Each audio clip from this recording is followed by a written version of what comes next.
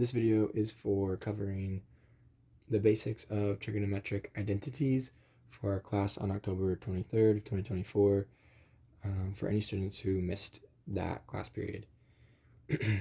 We started off class by covering a couple of things.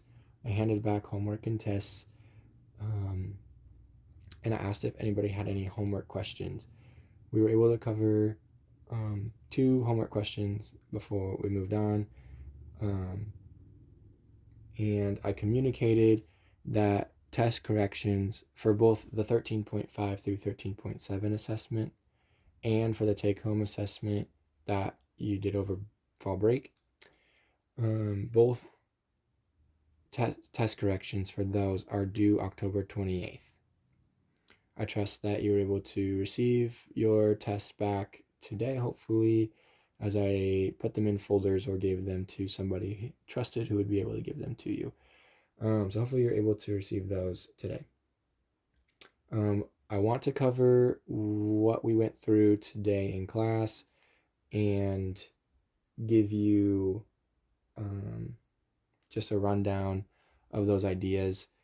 I will not cover as many specific examples as we did in class, as we did several. But in effort of keeping this video as short as possible, I'm just going to cover the concepts and at least one example for you. Okay, so the first thing that we talked about was this idea that sine of x equals 1/2. This expression, this is called an open sentence. Another way that you could say this is a conditional equation. Conditional equation. This is because it is only true under certain values of x. For example, 150 degrees will make this expression true. And so it's a conditional equation because it is conditional upon x for it to be true. Now, what we're going to start exploring throughout the rest of this semester pretty much is trigonometric identities. And that is things such as what we have already seen, sine squared x plus cosine squared x equals 1. This is true under all conditions of x. It doesn't matter what the value of x is, this will always be true. And so this is called an identity. It's like saying 1 equals 1. It's also like saying x equals x. This will always be true. Sine squared x plus cosine squared x will always equal 1. And that will always be true no matter what you plug in for x. And so that's an identity. We're going to be working with identities for the rest of the semester. And there's 2 main reasons for why we want to learn how to prove identities. We do this because, firstly, we can learn the relationships between functions. And so we can see there's a very, very clear relationship here between sine squared x plus cosine squared x equaling 1. And we can see the relationship between these. We can also see the relationship between other simple things that we know already, like tangent being equal to sine over cosine. This is an identity that will always be true as well. And so we are able to see relationships among the trigonometric functions. The second reason, and a little bit more practically, why we want to learn how to prove identities is that we can learn how to transform trigonometric expressions to other equivalent forms, usually simplifying it. Real life is typically not expressed in things as simple as just tangent or even as simple as sine squared plus cosine squared. Typically, real life is going to be much more complicated, including multiplying and dividing, adding and subtracting, even squaring, sometimes cubing, and beyond trigonometric functions to represent reality. And so we want to be able to look at complicated, even ugly looking trigonometric expressions and be able to simplify them into something that's much more usable and much more understandable. And so that's the second reason why we want to study identities and be able to practice proving and simplifying them. Excuse me. And so what we talked about next was the steps in proving identities. You want to think about this as a filter that you want to go through every time you attack proving an identity. And so the first thing that you'll want to keep in mind is that you must work vertically. This is mandatory. There's never a time where you'll be proving an identity where you'll start working vertically and then move horizontally, or make side notes. Start working vertically, make some side notes over here, and then come back to what you're doing. You'll always need to work vertically so that your work is organized and clear. The next thing that you're going to do when you're looking at proving identities is you're going to work with one side of the equality. Work on one side of the equality.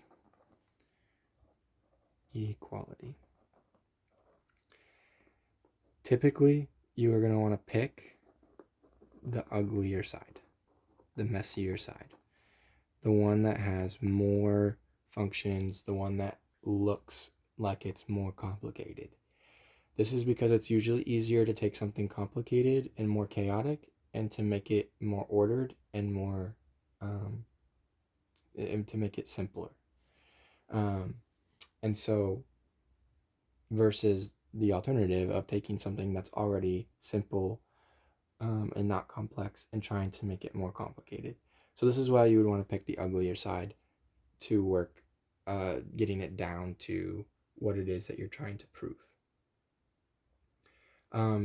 Next, what you're going to do when you're looking at an identity is you want to look for algebraic things to do. Look for algebraic things to do.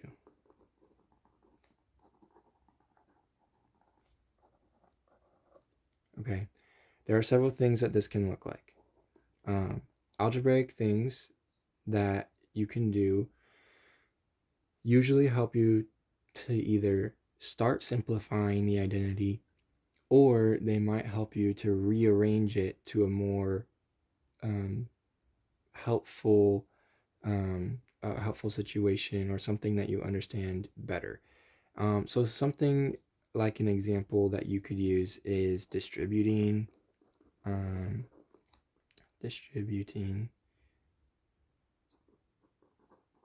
even factoring. Those are things that can help you right away to start simplifying any complicated expressions. Another thing that you can do is you can combine or separate fractions by common denominators. There are a lot of things that you can do algebraically first to start helping you organize the problem. Other things that you can do is you can multiply by clever forms of 1. Multiply by clever forms of 1. This could look like multiplying something like tangent over tangent. If you simplified tangent over tangent, that would equal 1. But sometimes that might help you get something more helpful in a denominator that we can use our other identities, such as the Pythagorean identities, to get something else that is easier to work with. So multiply by clever forms of 1 is sometimes a very helpful thing to do. Next, you're going to want to look for trigonometric things to do. Look for trigonometric things to do.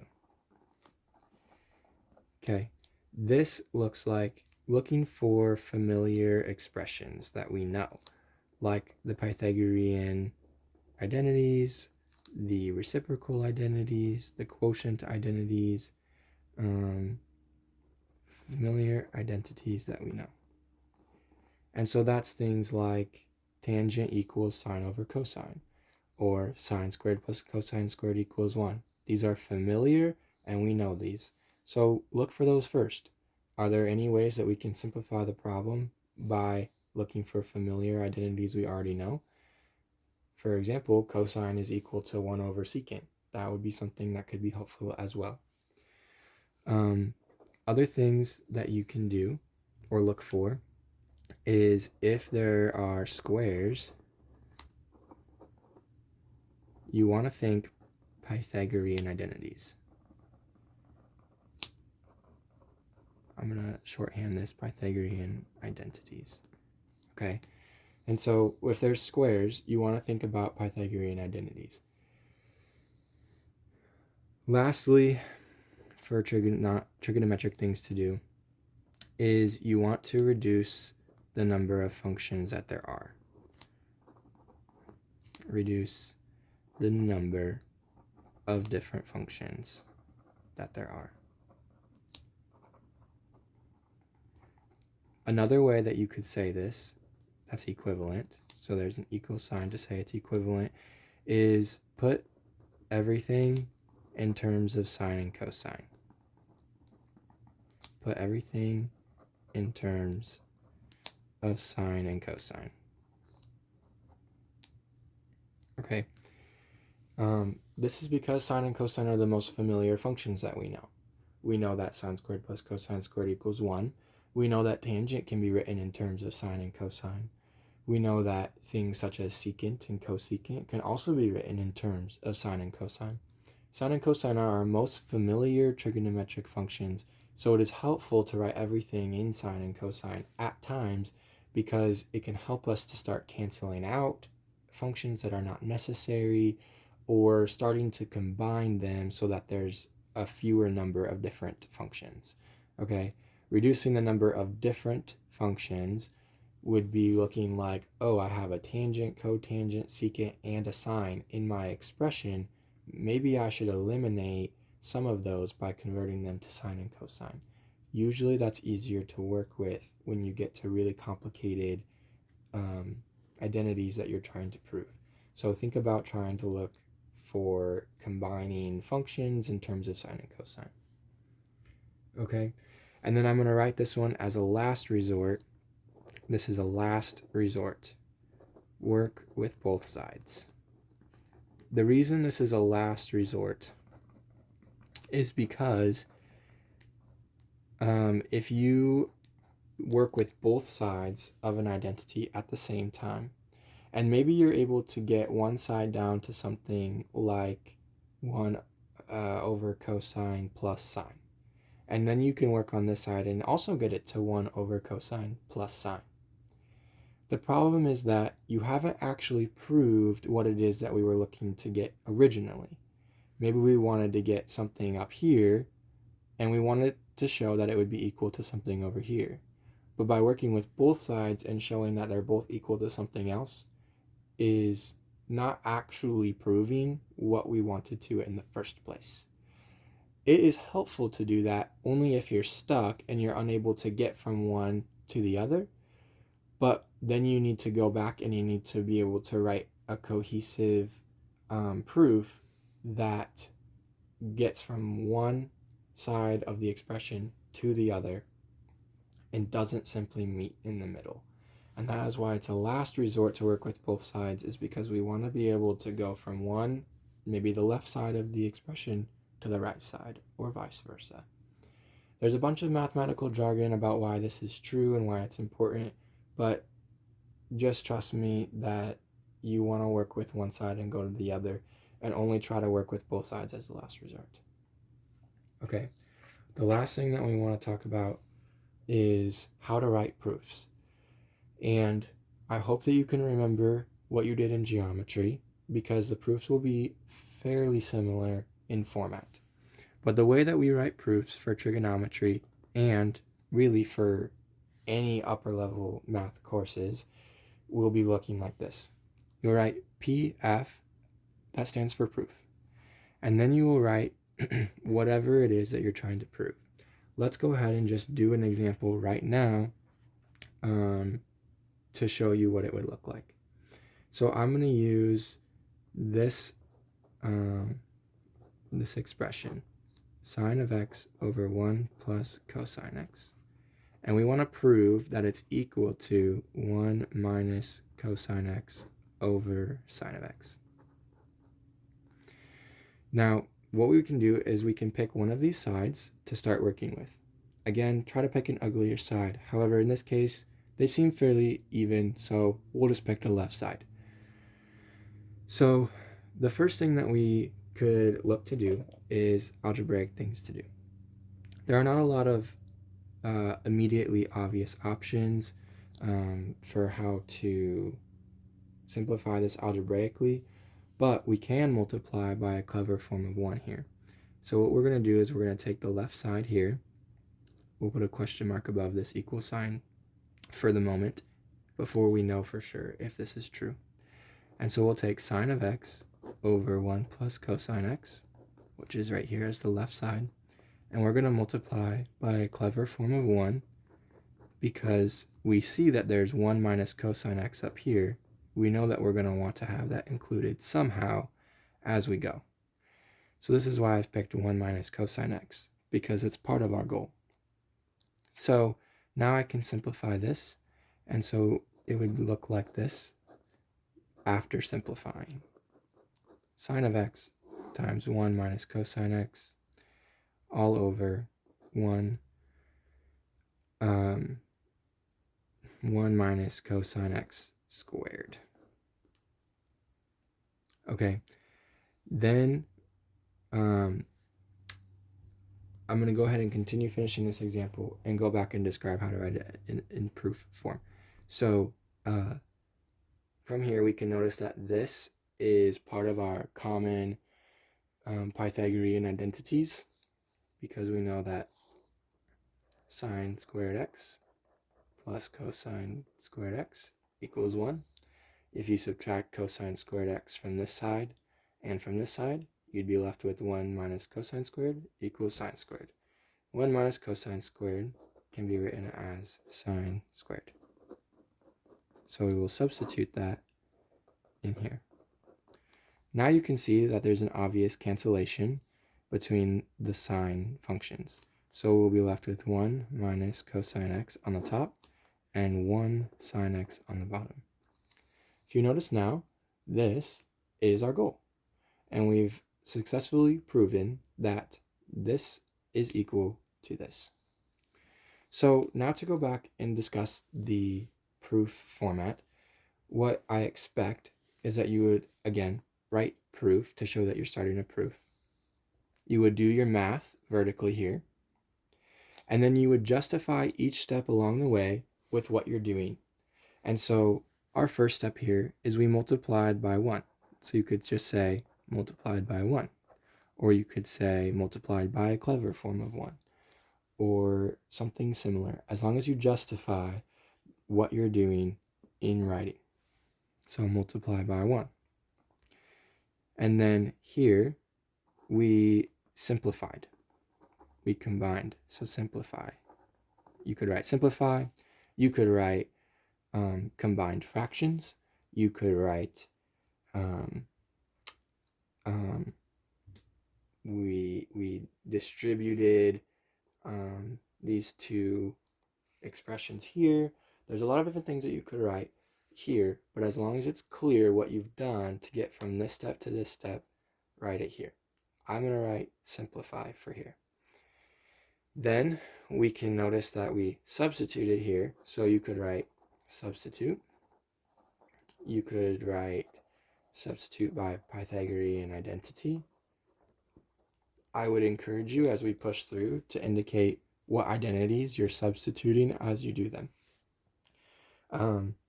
But you want to be clear about what you're doing. So you substituted by Pythagorean identity. Then for our last step, you could write canceled terms. You could write canceled common terms. You could just write canceled.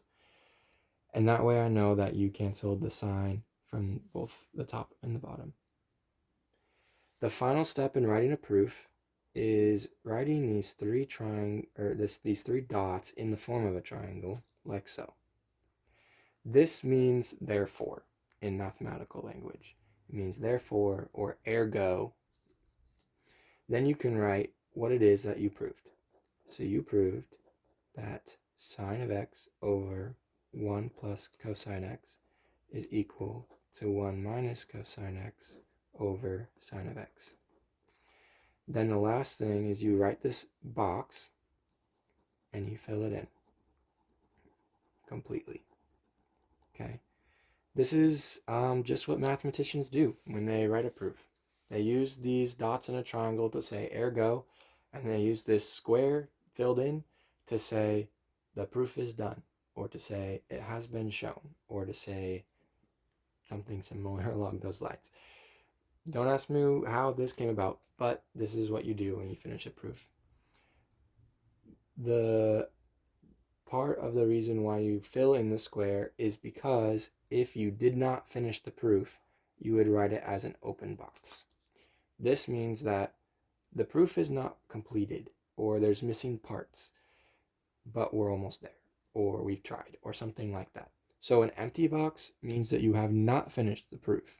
So it's important that if you do finish your proof, that you would fill in the box at the end.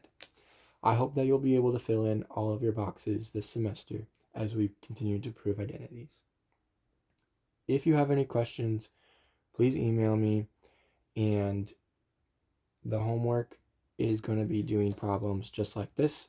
I expect you to write them in proof form, where you write proof, you work vertically, you justify each step, and you write ergo or therefore what you proved, and then fill in your box.